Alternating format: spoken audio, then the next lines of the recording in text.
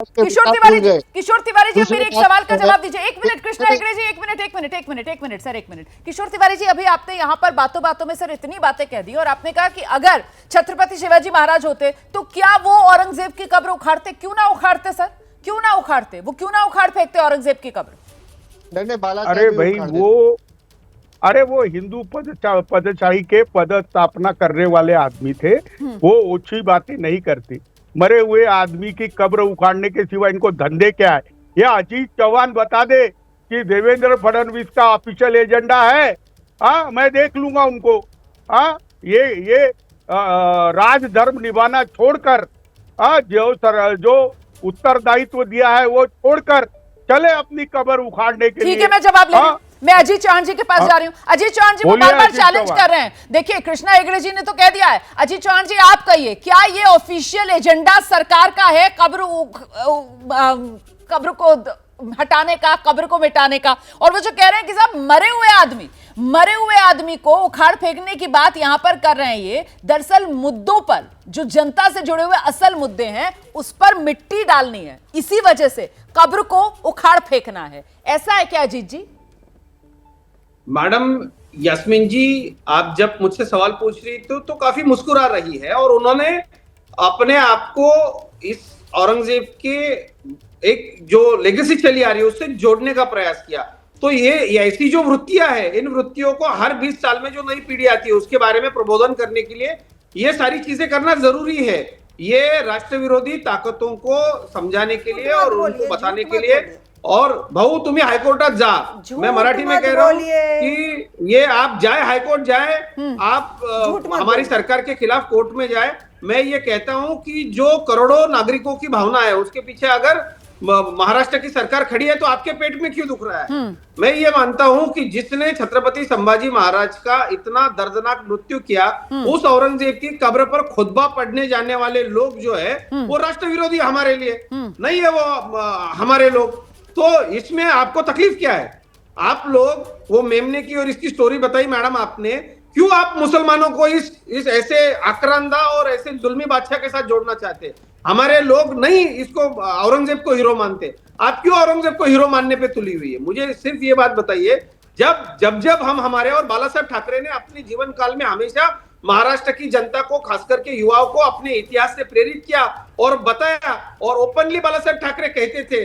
किशोर तिवारी जी को तो किसान आंदोलन का इतिहास है, वो वयस्क है, मैं उनके बारे में कुछ बोलूंगा नहीं, पर शिवसेना के विचारों से किशोर तिवारी जी का कुछ लेना देना नहीं है, कुछ भी लेना देना नहीं। आज वो यहाँ पे बोल रहे, जो संजय राउत आज बड़ी बड़ी बातें करते हैं, बाला साहब ठाकरे के विचारों से संजय राउत का कुछ भी लेना देना नहीं है। बाला साहब ठाकरे अपने व्यक्तिगत जीवन में संजय राउत के बारे में क्या कहते थे, मैं किताब में और पुरावे के साथ, और जिंदा लोग हैं उनको एबीपी में बिठा के चर्चा करवाऊंगा। ये सारे लोग अजीत जी, लेकिन एक और आरोप जो आप पर लग रहा है उसका तो जवाब दे दीजिए ना, कि मरे हुए लोगों की कब्रें इसलिए खोदना चाहते हैं क्योंकि आज के इस दौर में जो आम लोगों से जुड़े हुए मुद्दे हैं उन पर मिट्टी डालना चाहती है ये सरकार।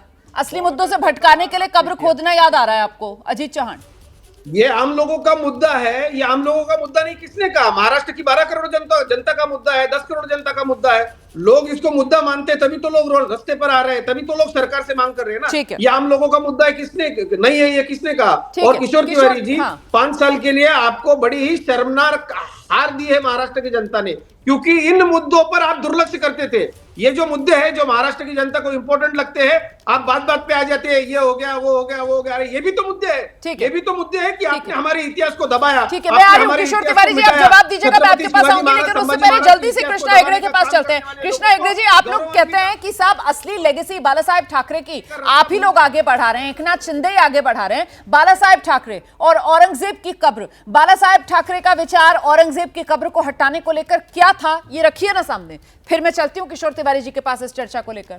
कृष्णा हेगड़े, देखिए, बाला साहेब ठाकरे जी का विचार ये था कि जो मुसलमान हिंदुस्तान में रह रहा है और हिंदुस्तान का साथ दे रहा है, पेट्रियोटिक है, वो हमारा मुसलमान है। जो हमारे खिलाफ है, जब पाकिस्तान मैच जीतता है वहां पर पटाखे फोड़ते हैं, जो पाकिस्तान समर्थक है, जो पाकिस्तान के साथ मिला हुआ है, ऐसे लोग हमारे विरोधी है। नहीं सर, वो तो किसी भी धर्म का हो सर। अब यहाँ पर इतने जासूस पकड़े जाते हैं और उनमें हिंदू धर्म के लोग आते हैं, तो सर वो सारे ही जो हैं वो देशद्रोही है। जो देश के खिलाफ है सर वो तो देशद्रोही है। मेरा सवाल था सर, बाला साहेब ठाकरे की जो विचारधारा थी इस कब्र को लेकर, उस पर क्लैरिटी लेकर आइए ना, ताकि मैं सवाल कर सकूं यहाँ पर किशोर तिवारी जी से। बाला साहेब ठाकरे जिनका बार बार अजीत चौहान जी जिक्र कर रहे हैं, आप रख दीजिए, क्योंकि आप लोग बात करते हैं उनकी विरासत को आगे बढ़ाने की, इसलिए मैं आपके पास आई, वरना मैं अजीत चौहान जी से ही कहलवा लेती।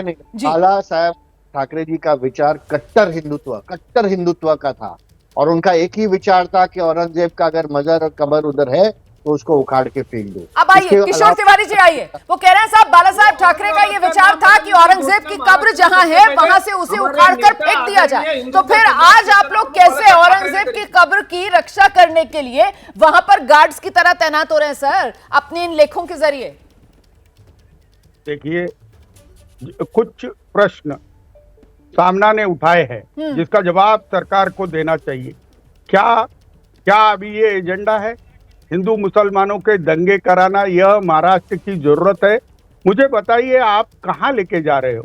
हाँ, अब कहाँ तो सीतामढ़ी, सामना ने प्रश्न उठाए उस पर आ गए। मैं तो आपसे पूछ रही हूँ सर, यहाँ सवाल आपकी विचारधारा को लेकर है, यहाँ सवाल बाला साहेब की विरासत को लेकर है। वो बाला साहेब ठाकरे जो हमेशा कहते रहे कि साहब औरंगजेब की कब्र के लिए महाराष्ट्र में जगह नहीं बनती है, आज जब मौका आया है, जनभावना इस रूप में है कि औरंगजेब की कब्र को महाराष्ट्र से उखाड़ फेंका जाए, तो फिर शिवसेना उद्धव गुटी सबसे बड़ा रोड़ा वहां पर क्यों नजर आ रहा है सर? आप लोग विचारधारा से भटक गए हैं। मैं अभी आपको रिपीट करता हूँ। हाँ। राम का मंदिर बने इसलिए बाबरी मस्जिद का विध्वंस हमने किया, जिसके लिए हमें अभिमान है। लेकिन हाँ, मुझे नहीं याद आता कि कभी उद्धव जी या बाला साहेब ठाकरे जी, हिंदू हृदय सम्राट, उन्होंने इस विषय पे बोला है। और विध्वंसक बातें वो नहीं करते थे, मैं अभी बता रहा हूँ।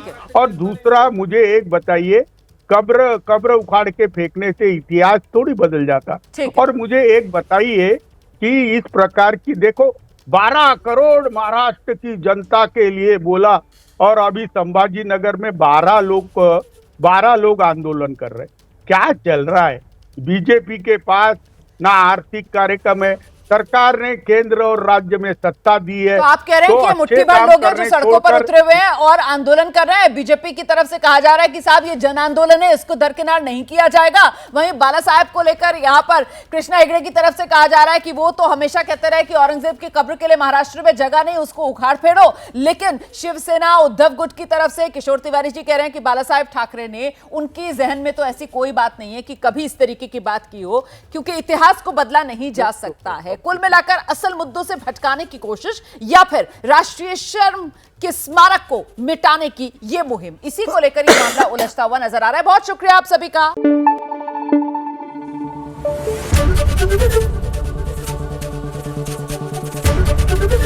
एबीपी न्यूज आपको रखे आगे।